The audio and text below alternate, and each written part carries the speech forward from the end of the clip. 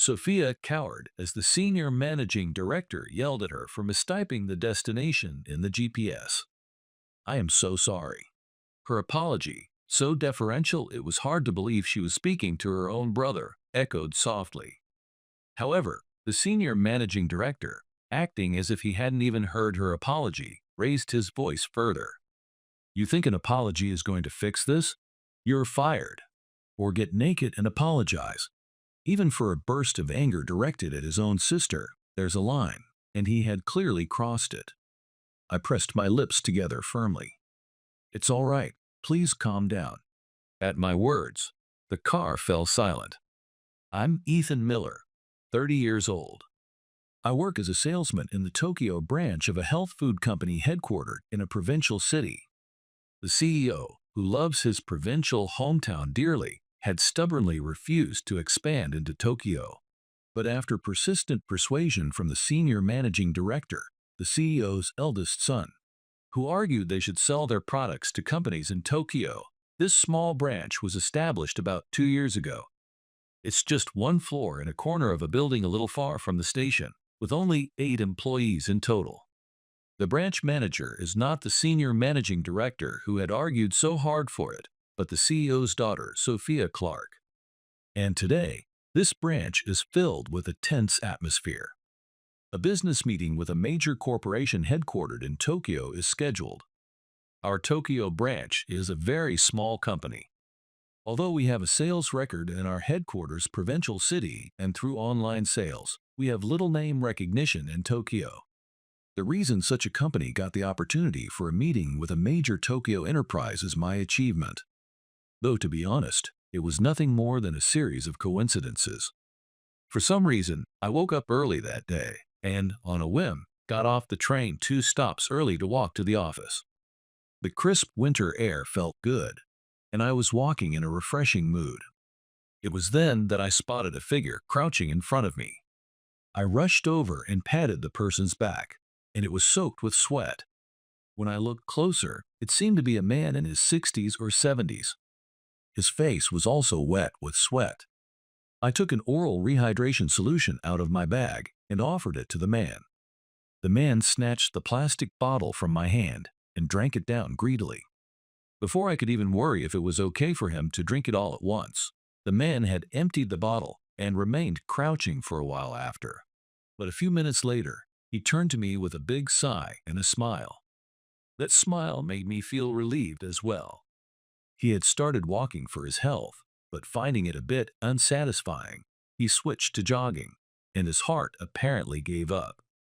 Scratching his head embarrassedly, the man held up the empty bottle and praised it, saying, "I've never tasted this before, but it's delicious." I explained that its citrusy, refreshing taste makes you feel like your whole body is being hydrated, especially after sweating. It's one of my favorite products from our company. The man, listening to my explanation with a smile, pulled a business card from his jersey pocket. On it was the name of a company anyone would recognize with the title chairman written on it. He offered me a business meeting, saying, "I'd love to recommend this to my employees." When I reported this to the head office, it was decided that I was too inexperienced to handle it alone. Of course, I understand that. I've only been working as a salesman at this Tokyo branch for a mere 8 months. This was not a deal I could handle by myself. So, to my surprise, the CEO and the senior managing director from the head office decided to join this meeting. Therefore, today was the most important day since the Tokyo branch's founding.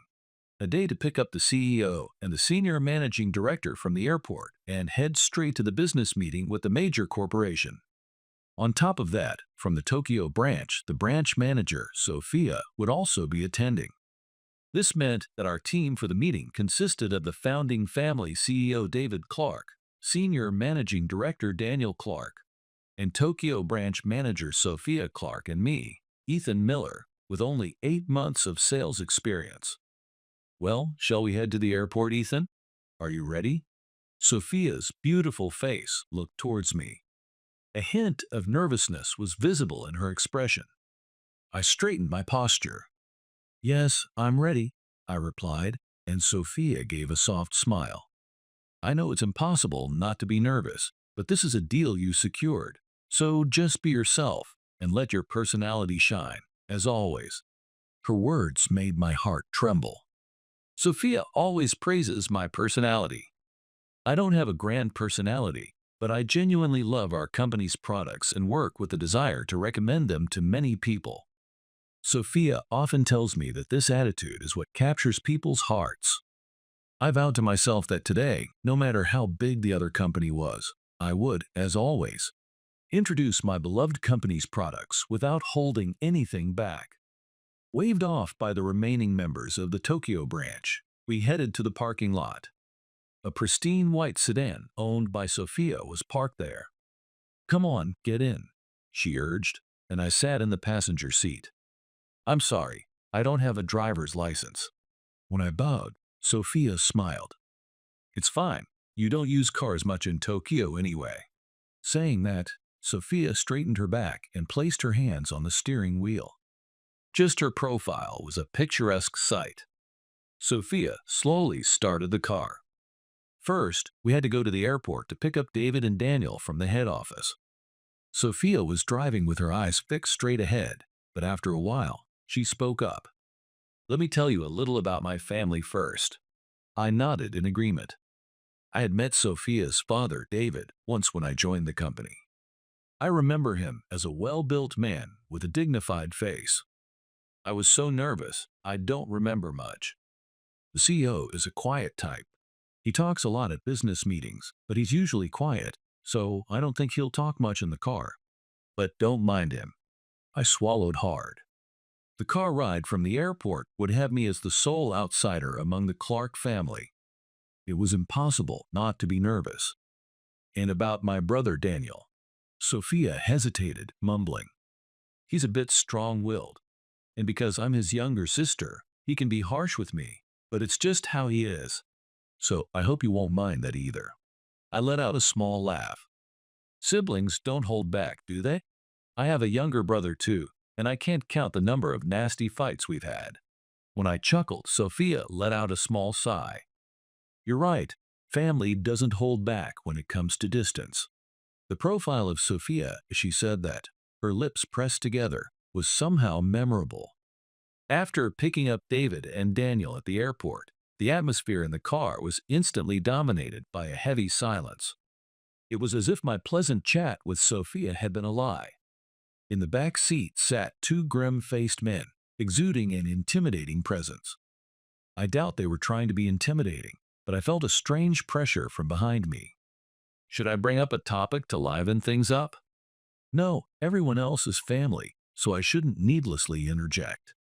As these thoughts went back and forth, I started talking sporadically about how much I use our company's products. David responded slightly, and from there, the conversation in the car became one where only he and I spoke, while Sophia and Daniel remained silent. I spoke while occasionally gesturing, looking at the rearview mirror, and behind me to be respectful to David. That's why I didn't notice the scenery outside the window and where we were headed. It seems to be that building. We still have about 20 minutes before the appointment. What should we do? While waiting at a traffic light, Sophia turned to the back seat, and Daniel opened the car window. "Wow, that's a huge building." "Wait, what?" Daniel, who should have been looking at the client's office building, raised a suspicious voice and fumbled through his bag. Then he shouted, "Hey, this is Building 1." The sudden roar made my heart shrink. "What?" Sophia let out a small cry. "The meeting today is in Building 2, it says right here." What's going on? I also hurriedly checked outside and couldn't help but click my tongue. The building towering before us was Building 1, which originally served as the headquarters. But I had heard they recently bought a well-located building that housed another company, designated it as Building 2, and were gradually moving their headquarters functions there. Today's meeting was supposed to take place in that building too. What? But I entered it into the GPS. It was then that Sophia realized her fatal mistake. The GPS was pointing to Building 1. I hadn't seen if Building 2 was listed as an option when Sophia entered the address, so I don't know. Perhaps the information hadn't been updated, and Building 2 wasn't even an option. Both Sophia and I knew the meeting was at Building 2, but the GPS had been guiding us to Building 1 the entire time. If I had paid attention to the scenery, I might have noticed. But I was so focused on my conversation with David that I wasn't that considerate. What should I do? As Sophia stood there bewildered, a merciless roar echoed. It's not, what should I do? What are you going to do? If a company like ours is late for a major meeting like this, the whole deal is off. Do you understand? At Daniel's roar, Sophia cowered. I am so sorry. Her apology, so deferential it was hard to believe she was speaking to her own brother, echoed softly. However, Daniel, acting as if he hadn't even heard her apology, raised his voice further. You think an apology is going to fix this? You're fired. Or get naked and apologize. Even for a burst of anger directed at his own sister, there's a line, and he had clearly crossed it. I pressed my lips together firmly. It's all right, please calm down. First, turn right at the next intersection. The light turned green, and I spoke in a deliberately calm tone to Sophia, who had started the car. What? Sophia's face showed confusion, but I continued without pause. After turning right, take a left at the second intersection. It's a series of one-way streets, so even though the road is narrow, there won't be any oncoming traffic. Please drive calmly. From behind me, a disgruntled voice descended. Hey, it's all one-way streets. What do you plan to do going down a road like this? Daniel, who was likely looking at the GPS, interjected with a suspicious tone, but I cut him off sharply. If you don't have a solution, please be quiet. I'm concentrating. At that, Daniel became furious. Who do you think you're talking to? Daniel's words trailed off mid-sentence. I glanced back to see David silencing Daniel with his hand. Be quiet. With that one heavy word, Daniel fell silent. David also let out a quiet sigh. Sophia was still confused. Are you sure this narrow road is okay, Ethan? About my previous job in administration, I offered a small apology. I'm sorry, I did do admin work, but my main job was being a driver. At the interview, I lied and said I worked in administration at a shipping company. I'll explain that later. I've used these roads many times for deliveries. Taking a detour on the main road will take time. The old road gets congested at this hour. It's a difficult stretch with residential areas and shopping streets, but please trust me. At my words, Sophia bit her lip and looked forward. Okay, I trust you. Please give me directions. Seeing the determination in her eyes, I began to give Sophia the next direction. And so, 5 minutes before the meeting was scheduled to start, we somehow arrived at our destination, Building 2. We were rushed into the conference room, where I fluently explained our product. Honestly, I was worried I'd be too nervous to speak properly, but thanks to the earlier commotion, I finished my explanation without any tension at all. Compared to that heart-pounding race against time, explaining a product I love was a piece of cake. Daniel provided detailed supplementary explanations about the scientific basis. Sophia offered the product at the perfect time, and David, a complete change from the car ride, told several witty jokes, creating a relaxed atmosphere. Thanks to all that, the meeting was a great success. As if the ride there had been a lie, a cheerful atmosphere filled the car on the way back. In that atmosphere, Daniel hesitantly spoke up. I'm sorry about earlier. I lost my temper. Before he could finish his mumbled words, David sharply rebuked him. That's your bad habit. You panic in emergencies. And you said some terrible things to Sophia. Sophia cut in on her father's words. It's fine, it was my fault. I'm sorry. At Sophia's apology, Daniel scratched his head. I went too far, I'm sorry. I felt a little relieved at the heartwarming family exchange. But David still sighed with dissatisfaction. Honestly, the next CEO can't be panicking in an emergency. You need to mature a bit more mentally. Is there something on my face? David's suspicious voice made me curious, and I glanced at the back seat to see Daniel's eyes wide with surprise. The next CO? Isn't that Sophia? At Daniel's words, both David and Sophia let out a surprised, "Huh? I've been grooming you as my successor at the head office all this time," David said, to which Sophia pouted. "That's right. I've been told to support my big brother all along, and I've been working hard to get results in Tokyo." A single tear fell from Daniel's eye. But Sophia is so talented, and she even became the head of the Tokyo branch that I had been pushing for. In short, he had been jealous of Sophia, and, at the same time, felt that his own position was threatened.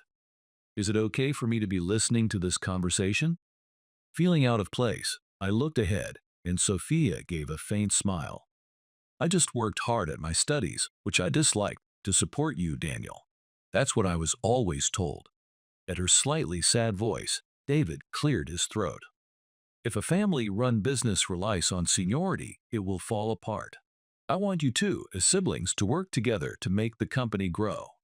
At her father's words, Sophia grinned.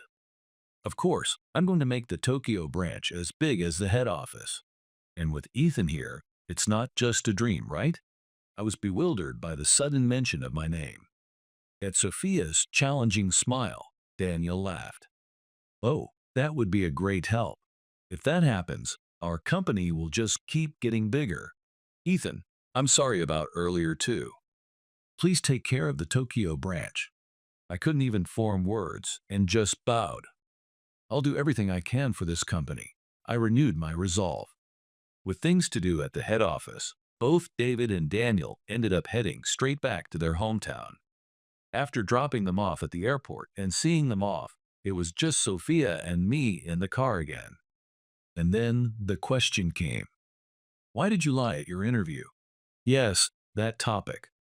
I resigned myself and decided to talk about my past. I got my driver's license right after graduating high school and started working for a shipping company. At first, I did odd jobs while practicing driving in the city in a used car I bought, improving my skills. As I got older, I was entrusted with more jobs and became able to handle large trucks, but I requested to be in the delivery business. I preferred the delivery business, where I could decide the route based on the day's cargo, over route delivery where the path was mostly fixed. I was living a fulfilling life, prioritizing safe driving, when one day, I slammed on the brakes for a boy who ran out in front of me, and the boy, startled by the sound and the size of the truck, fell over. Although we barely avoided contact, the boy twisted his arm in a strange way when he fell and broke it. His mother was right behind him and apologized, saying it was her son's fault for suddenly running out.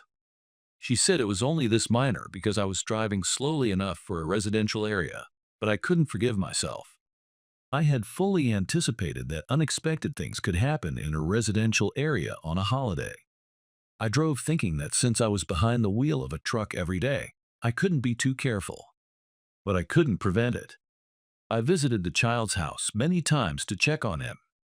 His name was Leo Davis, and he was a very mischievous boy who loved cars, so I often brought small toy cars as a gift.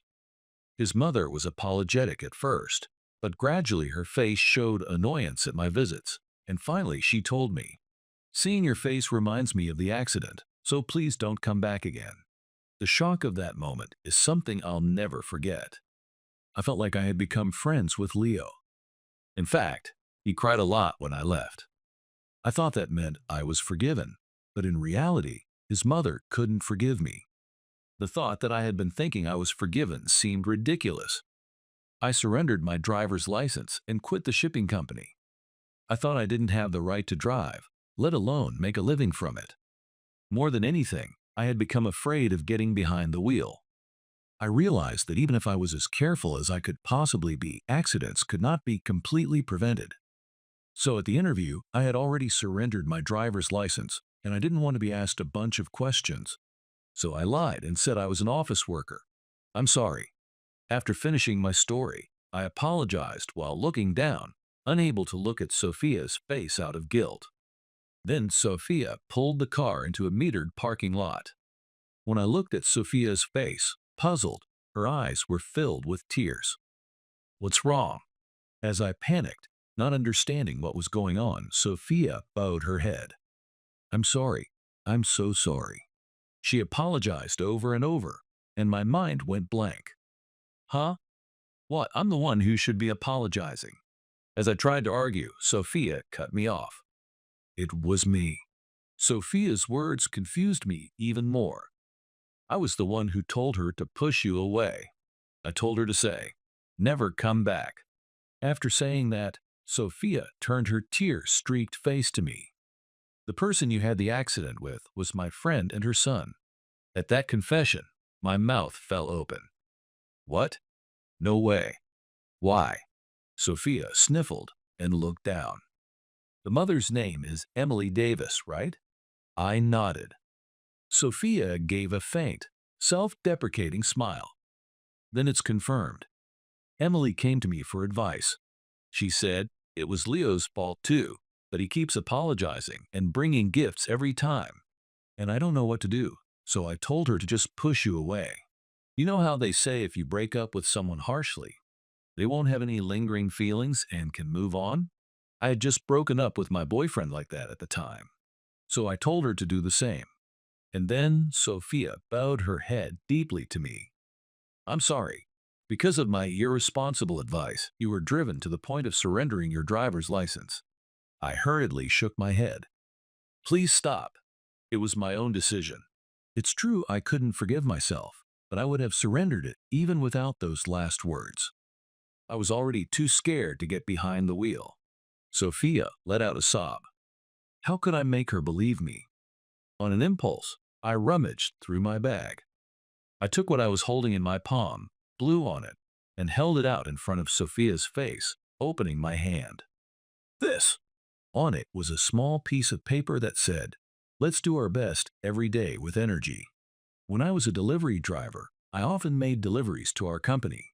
That's when I got a supplement from you, Sophia, as a sample. It was about 2 months before the accident. She slowly lifted her head and looked at me. It had 3 pills, and I took one on the spot. It might have been my imagination, but I felt my fatigue just melt away. I felt it was a waste to take the other 2, so I saved them for a crucial moment. After surrendering my driver's license and quitting the shipping company, I was at a loss for what to do when the sample supplement rolled out of my bag, as if it was telling me to notice it. I thought this was the crucial moment, so I took the supplement.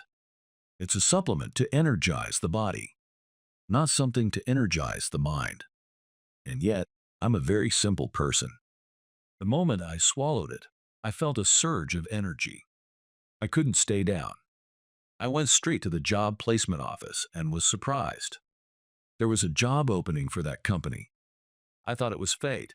I thought what I was meant to do with the rest of my life was to spread the product that had given me so much energy. I'm simple, so that's what I thought. I took the last pill right before the interview, and I was successfully hired. Since then, this supplement has been like a good luck charm for me. I take out the regular product I bought for myself from my bag and place 1 pill in Sophia's palm. I'm happy now. Today's meeting was a huge success. So please don't feel guilty and cheer up.